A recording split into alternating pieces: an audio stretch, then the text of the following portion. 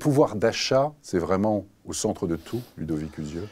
Le pouvoir d'achat, c'est, on entre aujourd'hui dans nos rendez-vous, que ce soit des rendez-vous dans nos agences ou à distance. On rentre quasiment dans tous nos rendez-vous par des questions des futurs emprunteurs. D'abord, une petite question sur le conflit quand même, pour savoir si les banques sont toujours prêteuses, ce que je vous disais en début d'entretien. Et puis l'autre question concerne le pouvoir d'achat, c'est-à-dire l'orientation des taux, c'est-à-dire le calcul du reste à vivre. Est-ce que les banques vont se préoccuper? Et ça, vous sentez que c'est de plus en plus important, ouais, c'est de plus en plus demandé. C'était prégnant, déjà ouais. important, mais ça l'est de plus en plus. C'est le cas, mais c'est aussi le resserrement ou l'accumulation de ces faisceaux et de ces indices qui donnent un peu de morosité aux Français en ce début d'année. C'est-à-dire qu'un contexte de pouvoir d'achat qui est dégradé, l'entrée dans le conflit russo-ukrainien, bon, ça ne donne pas forcément très envie d'aller visiter un appartement ou une maison le soir. Bien sûr. On va voir avec l'autre slide ensuite sur justement les autres freins. Vous le disiez, voilà, dans le prolongement de ce que vous nous indiquez.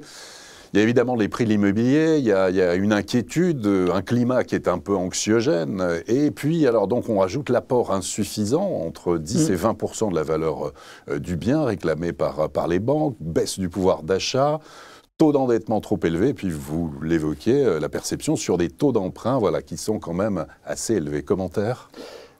Le commentaire, c'est qu'on avait rajouté cette réponse, cet item, la baisse du pouvoir d'achat, parce qu'on en est à la 5e vague de notre étude et que dans les 4 précédentes, ce n'était pas vraiment un sujet. Le prix de l'essence et le prix de l'électricité n'avaient pas flambé comme maintenant. Donc, c'est un item qu'on vient de rajouter et qui s'est, entre guillemets, classé directement à la 3e place des freins donc considérés par les Français. Signification, ouais, voilà, tout à fait. Comme un frein ou en tout cas une barrière à l'entrée du marché immobilier et du crédit.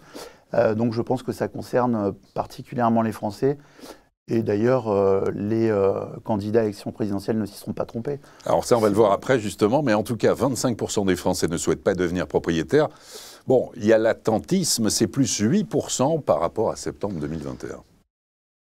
Ouais, ce sont des périodes, les conflits ou les périodes d'élection d'ailleurs, sont des périodes où on constate du décalage. Ce n'est pas forcément de l'annulation de projet, mais c'est plutôt du décalage. On remet à un peu plus tard, entre parenthèses, un projet qu'on avait commencé à mener, quelques visites, des calculs d'enveloppe d'emprunt.